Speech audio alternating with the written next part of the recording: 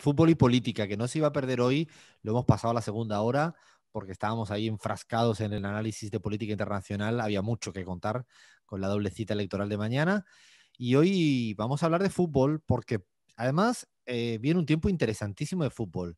En Europa ya se acerca la Eurocopa. Ahí vamos a ver en algún momento, la semana próxima, creo que le podemos hablar alguito de allá, a ver cuáles son los equipos de cada quien y por dónde viene la mano.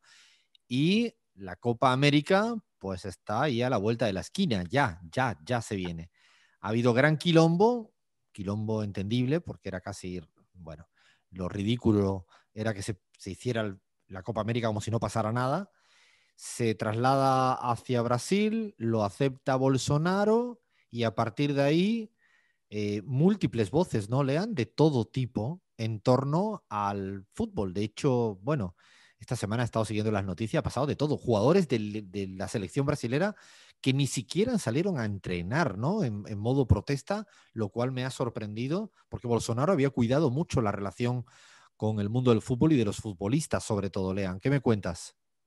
Así es, Alfredo, como decíamos al principio del programa, es una relación que se quiebra quizás entre Jair Bolsonaro y los mayores representantes del fútbol brasileño. ¿Por qué? Porque fue un presidente quizás también al igual que Lula en su momento muy pero muy cercano a los principales referentes. En su momento en fútbol y política habíamos hablado de la relación que Neymar, por ejemplo, construyó con Bolsonaro, que otros futbolistas como Ronaldinho. De hecho, sin ir más lejos, Alfredo, en la última Copa América 2019, Bolsonaro sacándose una foto en el centro de la escena, besando la Copa América, con todo un plantel sonriente a su lado, como legitimándolo, ¿no? Y hay No me algo ahí que acordaba se de eso, quebró. Lean. Es cierto, es verdad que forzó para estar ahí, incluso con casi contramanera, ¿no?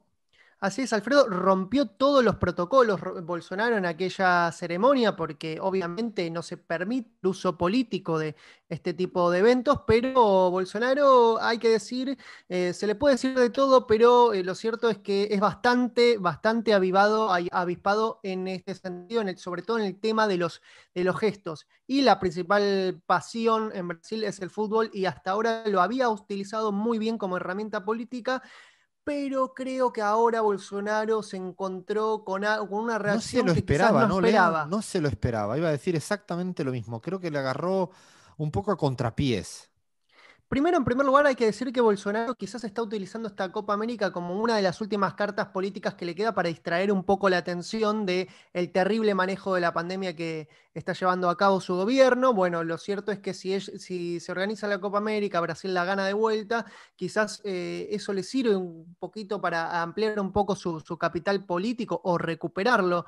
Pero lo cierto es que no contaba con que gran parte del plantel de la selección brasileña le dé la espalda y sobre todo sus principales referentes. Estamos hablando de jugadores como Neymar, como Casemiro, el propio seleccionador Tite también puso paños fríos con respecto a la organización de la Copa América en Brasil. De hecho, dijo, sobre los futbolistas, dice Tite en una conferencia de prensa, ellos tienen una opinión, se la trasladaron al presidente y la van a trasladar al público.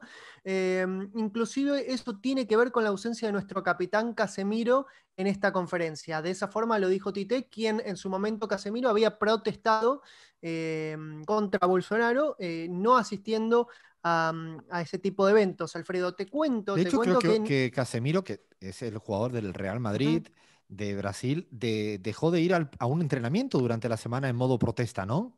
A modo de protesta, y quizás también esto se debe a que son jugadores que vienen de clubes europeos, ¿no? Porque ahí hay un condimento interesante para analizar, y es la reacción de los clubes europeos frente a esta decisión de que se organice en Brasil y que sus principales estrellas vayan a un país el cual es foco de contagio, ¿no? Lo cierto es que no lo querían hacer, pero también hay otra pata del negocio que es la Conmebol y el interés que tiene sobre todo la Conmebol y los derechos televisivos en que ese evento se haga con las estrellas del fútbol europeo, sudamericanas del fútbol europeo. Y ahí hay una pulseada muy, pero muy interesante para analizar. Pero, Alfredo, decíamos, no solamente son los jugadores los que se han manifestado en contra de Bolsonaro y esta decisión, sino también lo más importante que tiene el fútbol, el espectáculo, que es el público, ¿no? Sobre todo el público brasileño.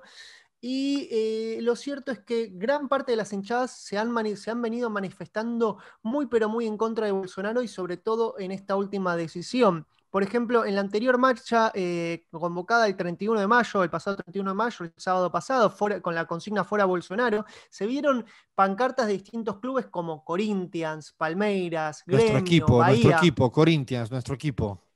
Exactamente, Alfredo, sobre todo lo que vendría a ser la facción de la democracia corintiana, que es como una agrupación de hinchas antifascistas del Corinthians que se reunieron para protestar contra Bolsonaro junto a otras torcidas y junto a la sociedad entera de Brasil. Y hay un fenómeno muy particular que me gustaría destacar, Alfredo, en Brasil, que son los hinchas por la democracia, que son un conjunto de hinchadas en Brasil que sobre todo a partir del gobierno de Bolsonaro, pero también desde 2014, vienen reuniéndose en modo de protesta y sobre todo para tratar de hacerlo un poquito de frente a estos grupos neonazis, fascistas que empiezan de a poquito y sobre todo envalentonados por el discurso de Bolsonaro a copar las calles como una especie de respuesta a eso. Bueno, los torcedores de distintos clubes, como decíamos bien, la facción de la democracia corintiana en Corinthians, pero también hinchas del Flamengo, hinchas del Palmeiras,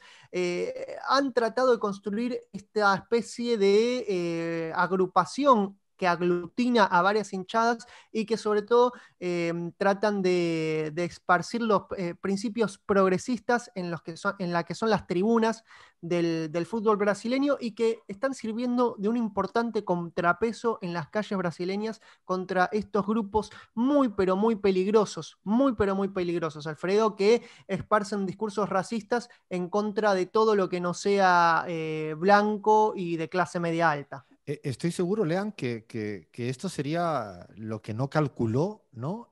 Bolsonaro cuando tomó esta decisión, que él probablemente hizo una, ¿no? Una ecuación muy simplista que era, bueno, el fútbol en Brasil es lo máximo, voy a tener al público distraído con el fútbol y feliz porque un acontecimiento como la Copa América me la traigo acá, ahora que no se puede, ¿no? Y que le dé la vuelta, no solo los jugadores, sino que le den la vuelta a todos uh, las torcidas, ¿no? Las aficiones así tan frontalmente, yo creo que realmente, me imagino que en su ecuación no entraba. Claro, descuidó una cosa, que es que la cifra de ayer de muertos en Brasil es de 470.000 muertos por coronavirus. 470.000 muertos por coronavirus. Segundo país del mundo con mayor número de muertos por coronavirus. Solo le adelanta Estados Unidos de América. Lo digo porque quizás se le olvidó, cuando él puso su ecuación, se le olvidó una cifra, y estos son 470.000 familias que han sufrido el fallecimiento de alguien por coronavirus. Claro, no son extraterrestres los aficionados del mundo del fútbol en Brasil. Tal cual, Alfredo. Y además, más allá de las cifras y de que quizás también pueda contar con una cierta infraestructura para albergar la Copa América que heredó del Mundial de Brasil 2014, lo cierto es que también se trata sobre todo de un gesto, ¿no? Otra vez es un gesto que se suma a esta estrategia negacionista de Bolsonaro de hacer como que acá no pasa nada, porque más allá de que se organice o no se organice en Brasil, ya la intención estuvo de decir, bueno, no me importa el clima social que hay de zozobra en Brasil, no me importa absolutamente nada, que siga la fiesta, y bueno, Bolsonaro realmente vamos a ver qué es lo que sucede. Me gustaría por último destacar una de las reacciones menos pensadas, menos imaginadas, en el mundo del fútbol contra Bolsonaro y es la del propio José Luis Félix Chilabert, que en su momento se había manifestado ¿Qué ha muy dicho? cercano ¿Qué ha dicho políticamente. Chilavert si es el primo hermano ideológico de Bolsonaro? Bueno, es uno de los embanderados en contra de la organización de la Copa América en Brasil, Alfredo, aunque no lo No te creas. puedo Dice que es creer. una locura. Quizás esto también se debe un poco a su enfrentamiento político con Alejandro Domínguez, que habíamos abordado en su momento cuando hicimos el fútbol y política del el presidente de la Conmebol, ¿no? Bueno, le salió mal a Bolsonaro. Veremos a ver qué va a pasar todavía. Yo creo que hay que estar con muchos interrogantes. Si se juega, si no hay sorpresas, si no hay contagios excesivos y retiradas de equipo, porque lo que no puede ocurrir es que se juegue, ¿no? Como tú bien decías, a veces hay que mirar Europa y a veces no. Claro, si ven el partido que hubo en el día de ayer de España-Portugal, donde ya hubo público en Madrid, es que la tasa de incidencia en España es de 110. Pero es que, claro, la tasa de incidencia en la mayoría de Argentina está por encima de 1000. Esta es la pequeña gran diferencia y en Brasil ni hablamos. Hasta aquí yo creo que vamos a seguir lo que ocurre, ¿no? Con la Copa América, con la Eurocopa, contándoselo desde la perspectiva más política. Bueno, paramos, creo que quedan unos minutitos.